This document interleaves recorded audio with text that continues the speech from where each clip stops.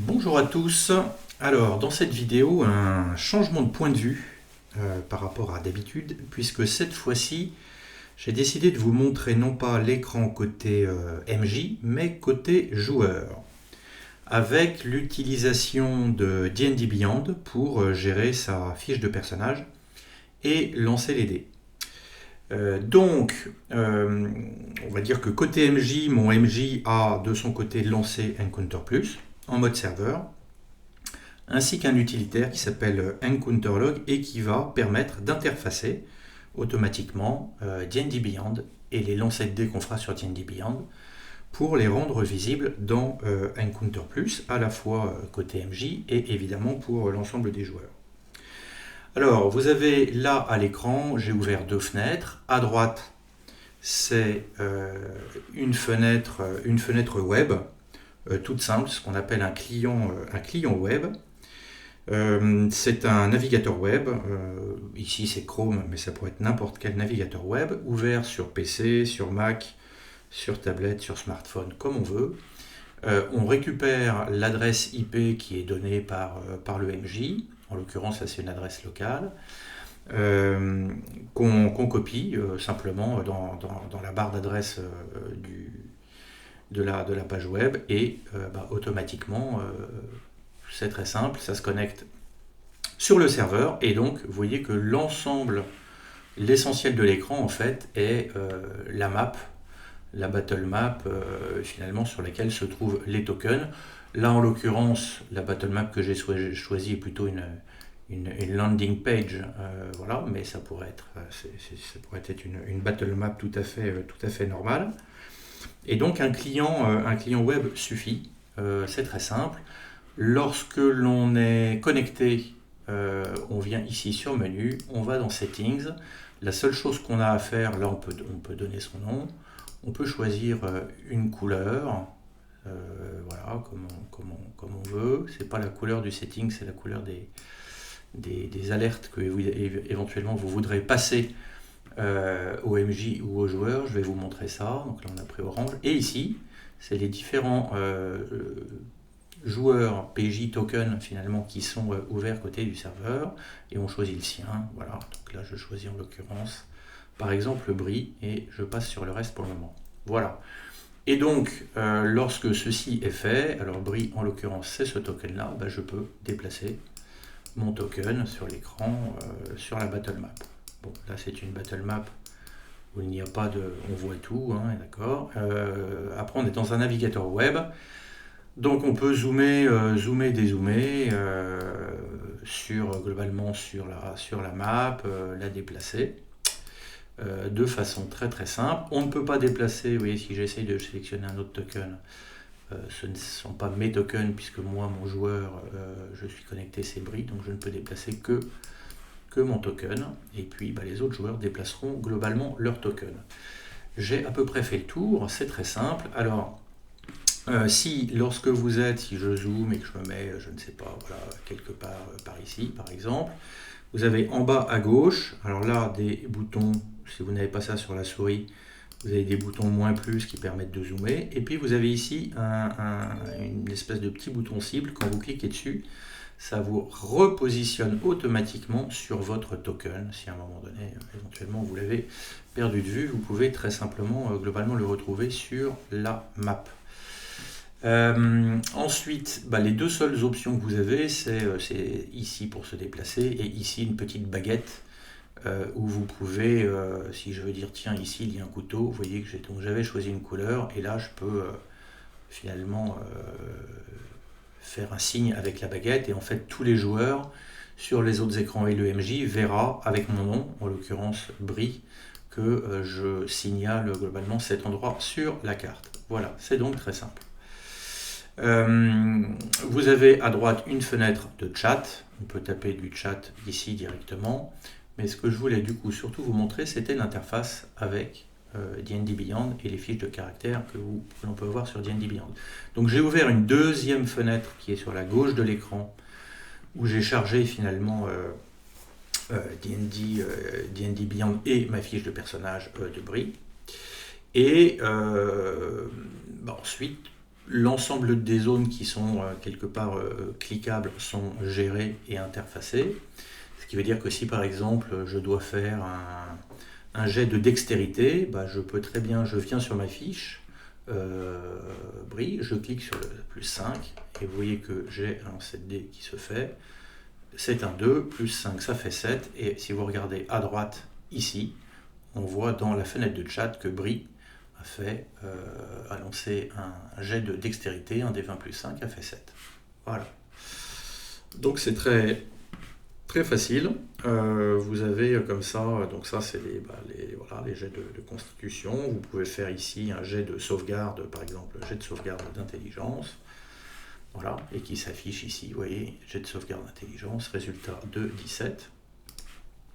Évidemment, on a tous les scores de compétences. Donc si par exemple je veux faire un jet de perception, G plus 7, je lance, voilà, 12 plus 7, 19, et puis bah, ça s'affiche ici.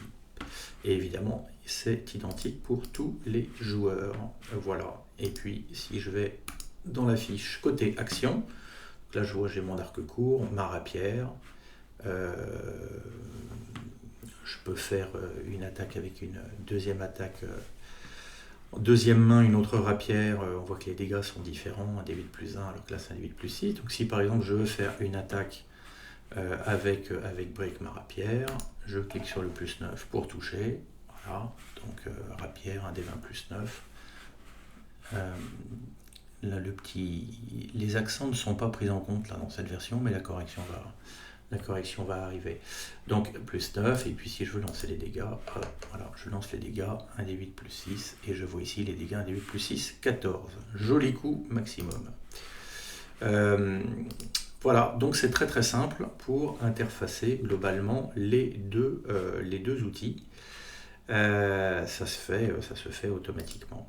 Et évidemment, là j'ai mis, par commodité, j'ai mis les deux fiches sur le même écran, mais bien évidemment, souvent pour gérer sa fiche de personnage sur D&D Beyond, vous pouvez également utiliser l'application, ça peut être sur un smartphone ou sur une tablette, voilà, ou dans une page web, ce qui est ce que je fais ici. Ça gère également les conditions. Si par exemple là mon personnage est paralysé, si je clique sur paralysé, tac, voilà, vous voyez que là ça indique automatiquement dans la fenêtre de chat que Brie est paralysé. Alors, donc tout changement sur les conditions est indiqué globalement et empoisonné par exemple, est indiqué dans la fenêtre, va être indiqué dans la fenêtre de chat. Brie, I'm poisoned. Donc voilà globalement pour la gestion de cette interface. Donc pour un joueur, bah, c'est très simple. Sur la carte et l'écran principal, il peut déplacer son personnage. Et puis il gère complètement sa fiche de personnage ici. Tiens, par exemple sur les dégâts, s'il prend des dégâts, je viens ici sur mes points de vie, admettons que il se prenne 5 points de dégâts, ben je peux dire qu'il se prend 5 points de dégâts, et donc si j'applique globalement ici le changement, alors là on ne le voit pas ici sur l'écran, mais le MJ verra lui sur son écran automatiquement le fait que Brie a bien intégré ses dégâts et qu'elle a pris 5 points de dégâts, pareil pour les points de vie temporaires, pareil pour le heal, etc. Alors, dernier point que je souhaitais vous montrer également, donc j'ai changé de carte. Et c'était pour vous montrer comment cela se passe avec un combat et qu'est-ce qui s'affiche sur l'écran côté joueur. Donc voilà, donc là j'ai une carte avec voilà, notre token, Brie. Oui, voilà, je la déplace juste pour vous montrer comment se gère un peu l'éclairage dynamique. Et donc je vais juste déclencher finalement un combat en faisant rentrer dans l'initiative mes joueurs et les monstres, voilà. Et alors là, j'ai choisi d'avoir une initiative qui est tirée automatiquement, mais les joueurs peuvent bien évidemment lancer leur jet d'initiative. Et on a sur l'écran côté joueur un affichage qui est assez simple, avec finalement une représentation des joueurs, une représentation des créatures qu'ils affrontent, sans que, évidemment, ni les points de vie, ni les caractéristiques, ni les noms d'ailleurs des créatures ne soient affichés. Donc elles sont représentées vous voyez, par des petites lettres, T1, O1, voilà. Ce qui simplifie si on a par exemple, là en l'occurrence, un ogre et puis un troll. Si on avait deux trolls, je vais en créer un autre par exemple. Écoutez, ça permettrait de... Je vais créer un autre troll, pardon. Tac. Voilà, que je vais afficher ici. Je vais le faire, mettons qu'il soit ici, n'importe, c'est pas grave. Je vais le faire rentrer dans l'initiative. Voilà. Et donc, vous voyez qu'on a, ça permet de dire T1, T2 ou O1 pour un joueur, d'indiquer qui globalement il veut attaquer. Voilà. Donc là, ce serait normalement à Cyrielle de jouer. Comme je ne joue pas sa fiche, je vais passer, mettons, je suis sur Brie. Et Brie donc, peut se déplacer, par exemple. Alors là, j'ai laissé ma carte en fit, en mesure anglaise, et non pas en mètres. Donc là, elle s'est déplacée de 3 cases, c'est-à-dire 15 feet. Et voilà, et donc là, Brie peut faire son attaque, etc. Voilà, c'était simplement pour vous montrer comment s'affiche sur les combats, donc les déplacements. On voit la distance qui s'affiche automatiquement. Je peux même essayer de passer la carte automatiquement en mesure métrique. Je ne sais pas ce que ça va donner. Hop, si je le fais en live, voilà. Donc on est passé à 4,50 m. Voilà, donc là elle s'est déplacée de 4,50 m. Elle peut faire, elle peut lancer hop là, son jet d'attaque. Si je viens cette fois sur sa fiche, admettons qu'elle tente d'attaquer avec sa rapière, elle fait un 20, ce qui touche. On lance les jets de dégâts, voilà, elle fait 11 de dégâts. Et donc si je suis côté MJ, admettons que ce ne soit pas le premier coup, je vais porter des dégâts supérieurs par exemple à la moitié. Et vous voyez que si je porte des dégâts supérieurs à la moitié, dans les règles de D&D 5, on voit que dès que la créature passe à moins de 50% globalement de ses points de vie, c'est normalement la seule indication qu'on a. Après, c'est à la liberté du MJ d'indiquer ce qu'il veut. On voit que la créature est à minima passée à moins de 50%. Donc voilà globalement, et puis ensuite on passe au suivant. Donc là, ce serait